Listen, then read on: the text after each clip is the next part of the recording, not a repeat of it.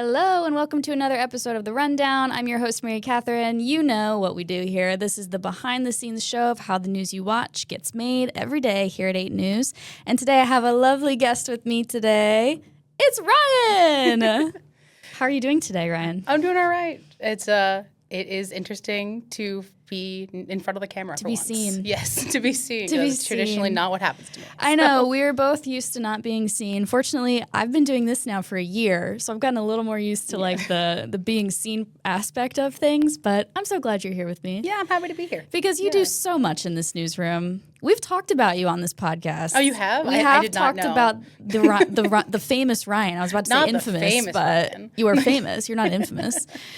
So today we're continuing our coverage of the water crisis because this year marks the 1-year anniversary since hundreds of thousands of people across Richmond, Hanover, Henrico, Goochland just didn't have safe drinking water for a week because of a power outage. Yeah. A lot of them didn't even have it at all. So you kind of started our coverage on this. You broke the piece online. So I'm going to bring up that article that you wrote. And here it is. It is on January 6th, the day it happened, at 4:46 in the afternoon. I worked the 9 a.m. shift that day. So I was working mornings. I was in at 4 a.m. and we knew nothing.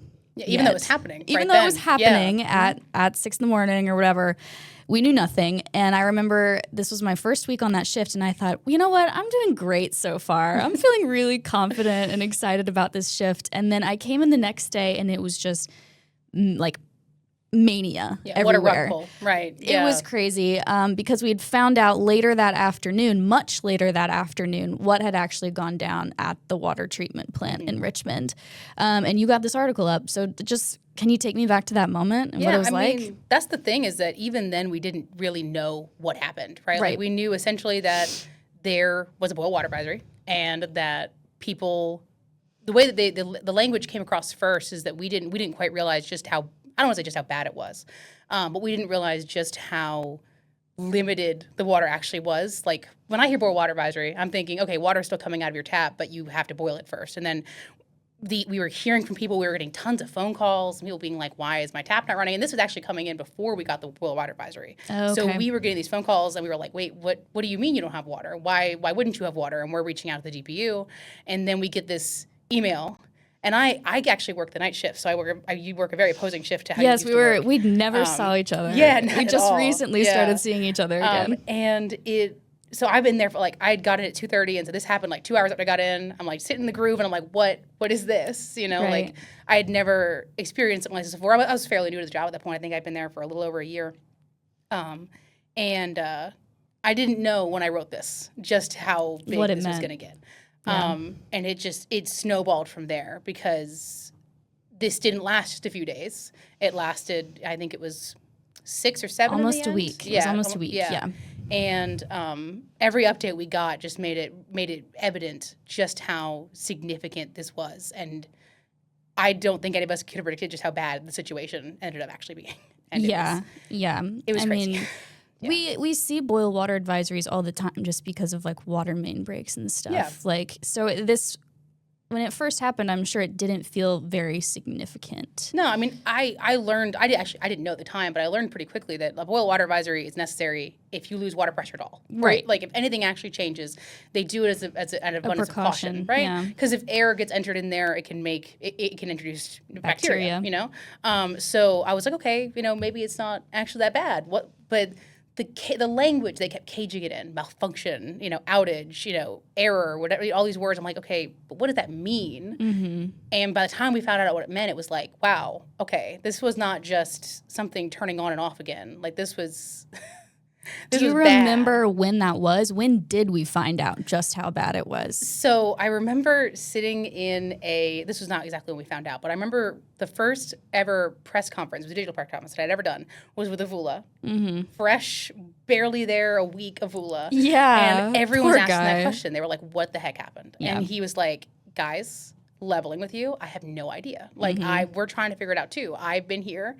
I think he outright said something like, "I have only been here a week. I am doing the best I can." And he didn't say it like in an aggressive way, just like "I wish I had more for you." Right. But this is just the reality. He of my was thrown situation. off too. I Yeah. mean, it's kind of a crazy thing to walk into your first week officially on the job. And there's an article that I wrote. It was something like the headline was something like what events like led up to Is when it this? yes Okay. that one. I've got and even all then, the receipts here. yeah, I believe honestly this might actually have been from the second press conference I attended, something like that. That was when he started to try and outline what happened to us. Right. And he did a really good job of trying to put it in layman's terms, but even then, a lot of things still weren't known at that time. So that's when it started to unfold that, like, okay, there was this storm, there was this outage.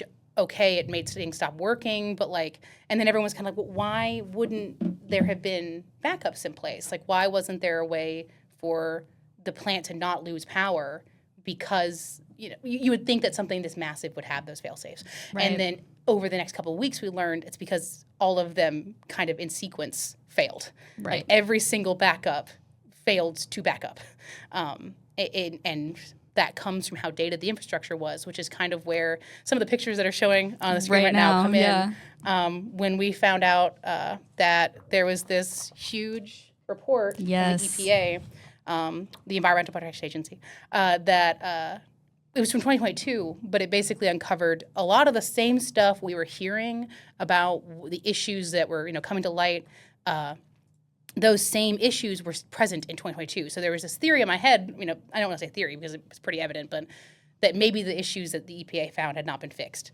Yeah, and I'm going to bring up, this article online from that report you have in your hands. Yep. Can you show us how thick it is? Show us the side of it. Sorry, I'm not there you go. Stuff. Yeah, this is 150-ish pages. Yeah. Still not the biggest one that I read about this crisis. But because this is one of the, I'm going to be a nerd for a minute, but this is one of the things I love about journalism. And one of the reasons I got into journalism is because there are these huge reports that everyday people are not going to want to read, or if they do want to read it, maybe they don't have like the skills to dissect it, and I think that it's really cool that as journalists we can kind of be translators of like legal jargon, and we can cut through the fat and find what matters. And so with this article, it was a big test of like, how can I make this stuff digestible? Yes. And so that's why I ended up settling on the headline of this like 5 concerning truths. It's like boil everything down to 5 main ideas. Yeah. And then help people understand it. And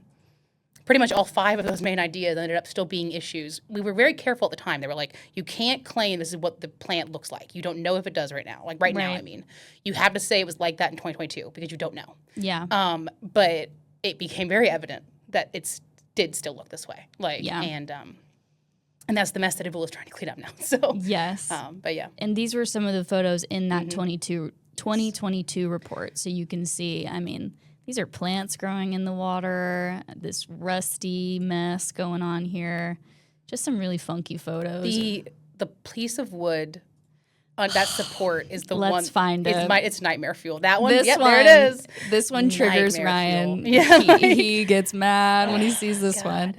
I mean, this is ridiculous, though. This is kind of crazy. This is kind of crazy. But they fixed it. They did fix it. Did. We found out very recently. It's got a fresh new concrete support under there. Yes. But like that's holding up vital pieces of our water system. Of water that's infrastructure. Crazy. Yeah. And it was still like that when VDH went back in April, I think the report was released in April, but it came out after. It was still like that when the water crisis happened. And so the fix it was like that for years, like from 2022 to the water crisis to after the water crisis, and now it's been fixed. So, thank goodness we got the pictures recently of the fixed cinder block. Threw my hands over the air. I was like, yes, yay! Let's go. Yeah. All right, I'm trying to bring up that April article now. One thing I do want to talk about, because I talked to everyone on this show about where they were during the water crisis, because so many of us were living through it as well as telling the story of it. Fortunately, I was in Hopewell. We did not have any impacts for this water crisis. I know you also live far away. Yes, I live in Caroline County. Did not have the impacts of this either, but I'm sure you heard from much of the digital team who lives in Richmond or in Henrico surrounding areas and were impacted by it. I mean, what kind of things were you hearing from your coworkers? I mean, so I work on the late shifts, so we have like night side reporters. I know Sarah Molina was one of the reporters at the time. I think was it Victoria? Gosh, it feels like it's a long time ago. I'm not sure. I know. But both of them were like, I hate going on TV knowing that I haven't been able to shower like terribly recently. And, you know, and not like, I think one of our web team people were like, I had to buy water for my animals because I couldn't give them water from the tap. Yeah. And it was like hearing about like hair salons that couldn't, you know, wash hair, and then hearing from gyms that couldn't, you know, safely operate because they didn't have bathrooms or showers. Right. And like, it's crazy watching how removing one piece of infrastructure or like one service just makes all the cards fall in. I mean, water is essential, you know, and you don't realize just how much you use it in your everyday life. I feel like I paid my dues in the fact that even though I wasn't here, I got handed all the paperwork. So, you know, but I definitely was kind of experiencing it from the outside. So I don't pretend to have been, you know, in the trenches or anything like that. So, right. Okay, I brought up the original article. This was the VDH report on the water crisis. So that happened in April. Yes. Governor Youngkin ended up putting out a press release where he linked it, and the VDH/Richmond had not like released it themselves yet. So it was kind of like, oh, I guess everyone joked that he had leaked it, but obviously he didn't. It was, I imagine he was given permission, but we didn't get we began reading it. So we'll do sometimes on the website of things, we will do like a smaller article being like, hey, this thing exists. You know, we have it. We're looking through it. Right. This thing's 300 pages, the VDH report. And so you didn't bring that one because it's so big. No, I read a lot of it. No, but you didn't bring it with you today. Oh, no. Yeah. Sorry. And I brought it's in here somewhere. I brought the executive summary, which is much smaller. It's 9 pages. Okay. But I was just telling you beforehand that I thought if I printed out all 300 pages of this, I probably would, they would probably take out my paycheck. Looks. But no, that one was crazy. But putting this article out, let people know, hey, we're working on this. And then we updated with the article that's linked at the top of that. Yeah. And gosh, going through. Which is this one. Yeah. Yeah. The 300-page beast. It's because of how detailed it was, right? Yeah. Like, it wasn't that they weren't wasting time on pages. They were, the VDH was systematically going through what was wrong with the water treatment plant and like why this happened, because it wasn't just an outage. It was, yes, the storm caused a power outage, but the water crisis is not the result of a power outage. It was a result of years and years and years of neglect, of what the headlines quote is of faulty components and a faulty culture. Yeah. And that was the thing that stood out to me the most about the report. And that was the thing that I dove into it knowing I needed to find was what matters about this. Like you see 300 pages, it's intimidating. It's like, but what is this 300 pages trying to tell you? That from the inside out, the water treatment plant was messed up. Yeah. And that it needs to be fixed. And it has been. Or a lot of fixes have been made in an impressively short amount of time. So yeah. I mean, in, a year, but we know that a lot of those were within less than a year after Scott Morris was hired, and him and Avula really got behind this stuff. Some of the things that you wrote in here in this article were that there was not enough trained staff, neglect, like you said, of infrastructure, flooding issues at the plant, which I remember seeing videos inside the plant of it that day. And it was just, I was like, oh my gosh, I'd be terrified for my life if I worked inside there. And the staff didn't know how to fix it. That was the issue, is that like they were supposed to, I guess with the power on, it's supposed, I'm going to probably not explain this properly, but with the power on, if I think I was on a phone call with one of the spokespeople for the city, and they said like the power of the mighty James or something like that is like pushing at the plant. So like traditionally with the power on, it's able to like, those valves are able to close. With the power off, it couldn't. So the water came in, and apparently none of the staff there knew how to manually close it. Wow. And that was one of the, and not blaming the staff. They weren't trained. That's the issue. Right. Is that so many training procedures, they weren't like standard operating procedures or like the basics of how you run a place and like how you're meant to behave and rules, right? Weren't really in place for a lot of things, particularly for emergencies. Did we ever understand why that was? I mean, it seems like that critical water infrastructure seems like it should have emergency plans in place. It was kind of rolled into that idea of that there was substantial neglect happening. Like they were neglecting a lot of the policies were outdated, but then some policies didn't exist. And when that secondary report came out about their emergency preparedness, it kind of just felt like maybe the idea of being ready for an emergency wasn't being prepared for. Right. Like they weren't like, we were like, oh, we're fine. We've never had an emergency like this. We've never known what this is like. So we don't need to be ready because it's not going to get us. And then it did. Right. And that's just not, it's not how you should run something like that. I think that Avula, that's the thing is that Avula inherited this, right? Yeah. And I'm not blaming a specific person because we know this has been happening for decades, right? For a very long time. It's not just one administration or anything like that.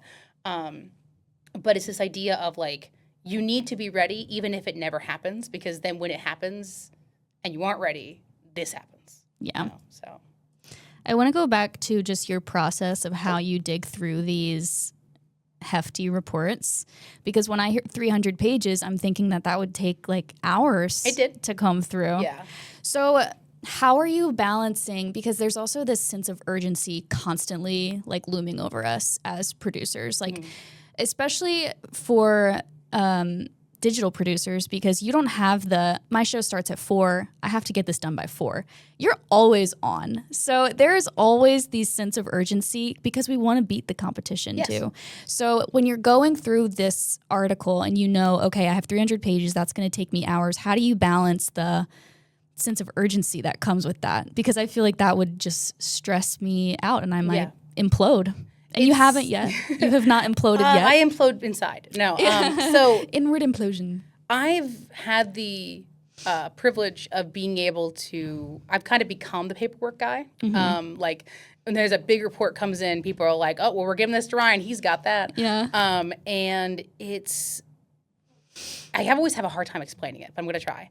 This idea that when you don't read every word, right? The first thing you do is you skim. And traditionally, I've kind of gotten to the point where I kind of understand like where those urgent nuggets, those like key ideas exist. There's usually an executive summary. There's usually some kind of commentary page.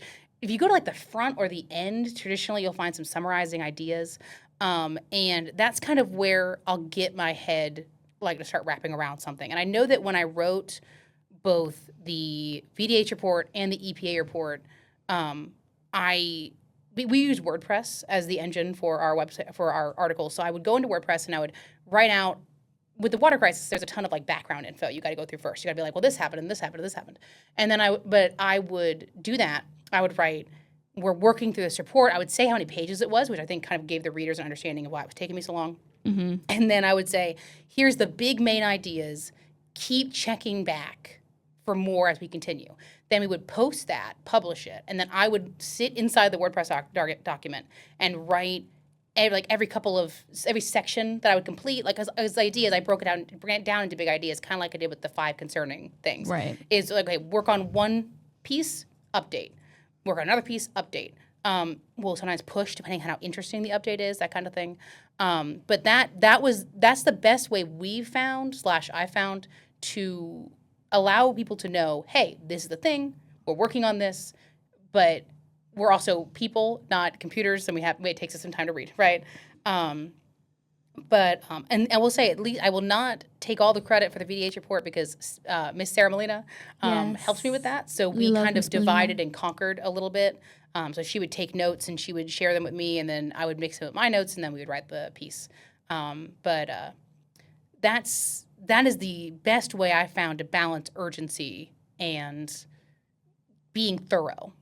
Is grab the big nuggets, post them, and then continue working through the methodology, like the methodical stuff. Does that make sense? Yeah, absolutely. I mean, I think that's a lot of times in what we do as producers on air is like, if we know that someone is headed to breaking news, like a reporter's headed to breaking news, and they'll be there at 5:30, but it's 5 o'clock and we're in show, the best that we can do is say, we're on top of it, and we're going to have more coming up at 5:30, so stick around for it. Yeah. So I think it's almost the same process, just we use a lot less words than you guys. I mean, that's the thing about TV versus web, too, is that on TV you have time constraints, whereas we can kind of go on as long as we want. Yeah.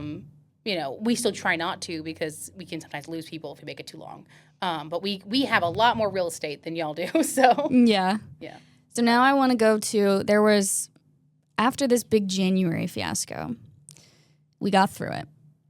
And then there was the May boil water advisory, which was kind of the, oh boy, like here we go again moment for a lot of people in Richmond. And that ended up just going back to poor infrastructure, right? Yes. I think I have one of them from that. Give me 1 second.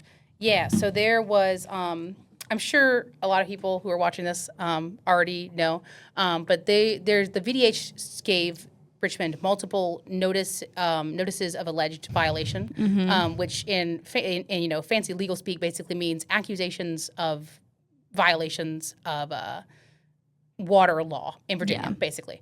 And we found out that essentially, like this is of course the initial release.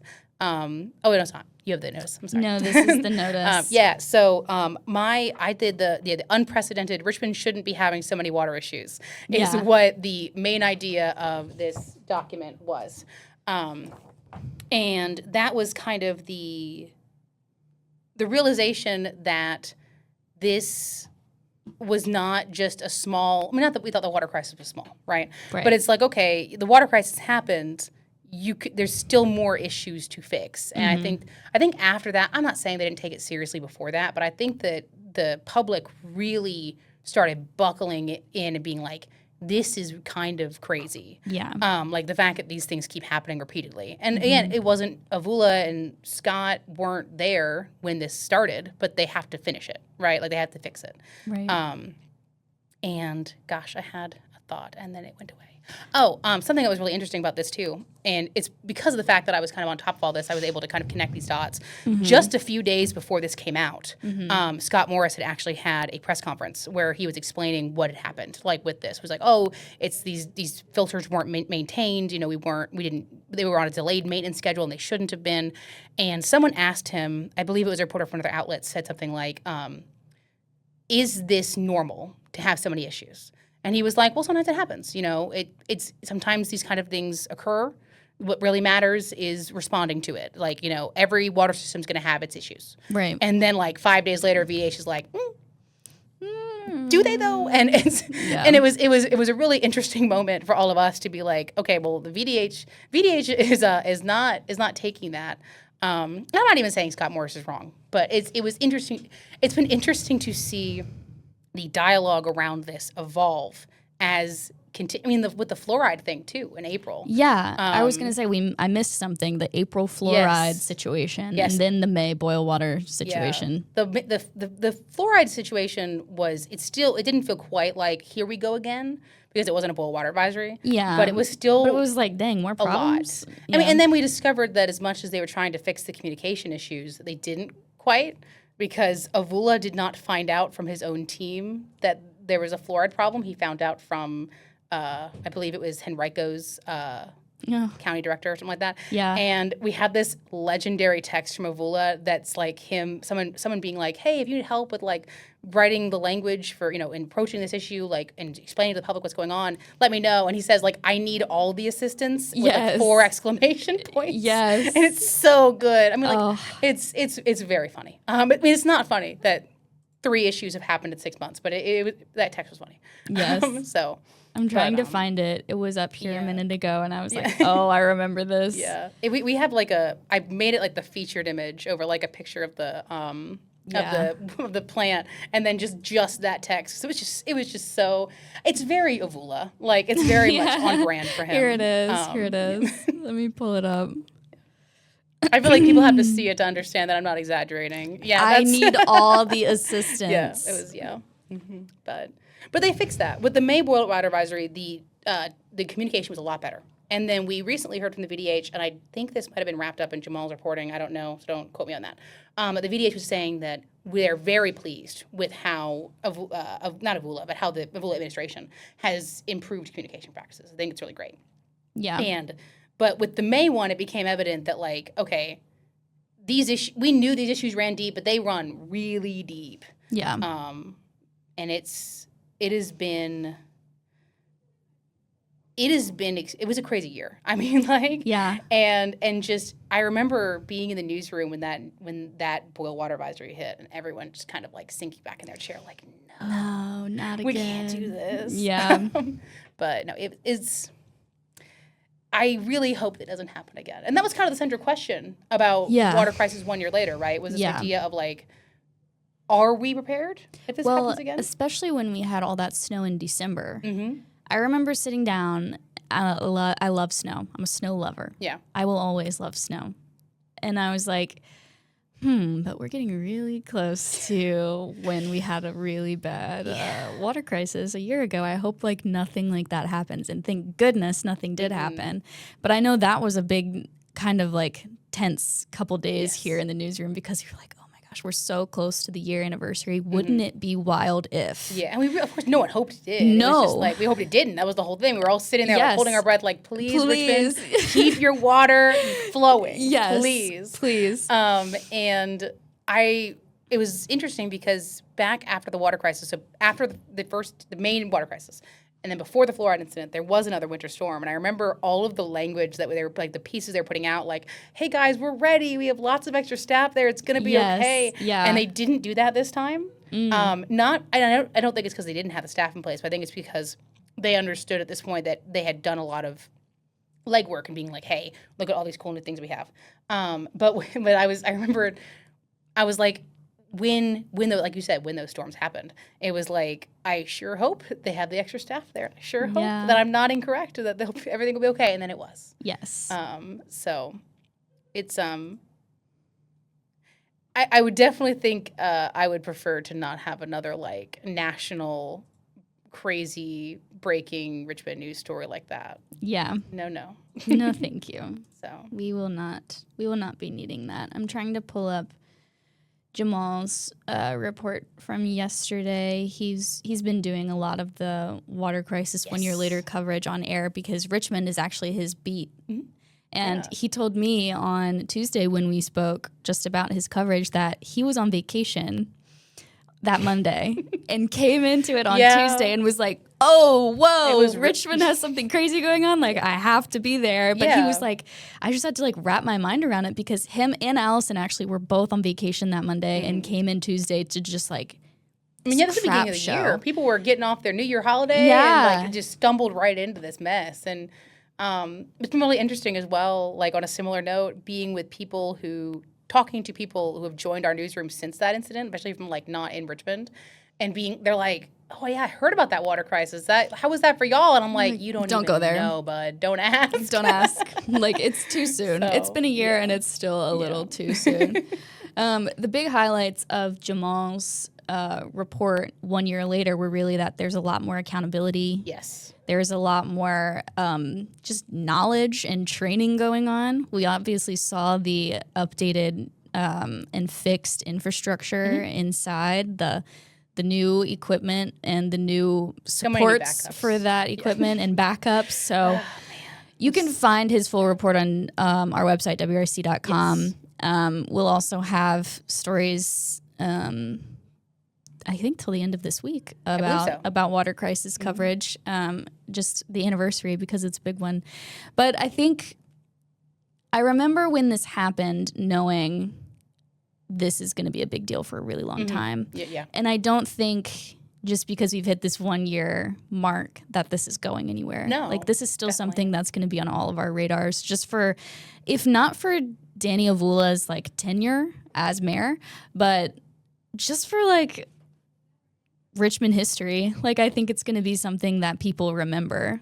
Like, where were you when the water crisis happened kind of thing. I think it is, I don't want to say it's the defining moment for Avula, because I don't know that I feel like he would want it to be. I almost think that's unfair because it was week one. Yeah, but I feel like his response is kind of the defining thing, right? Right. Like, I feel as though Avula, and you mentioned transparency, and I feel like that's the thing that Avula has been like hammering home, is that he wants to be a mayor that people can trust that what he's saying is accurate, and they can see kind of behind the curtain a little bit and understand what he's trying to do. And I think that, you know, everyone can have their opinion on it, but I do think it's hard to argue that he didn't do what he could. Right. And especially with the cards he had, like, it was being in those press calls with him and seeing how the poor guy was sweating and like not really and like grappling with the weight of what he was dealing with.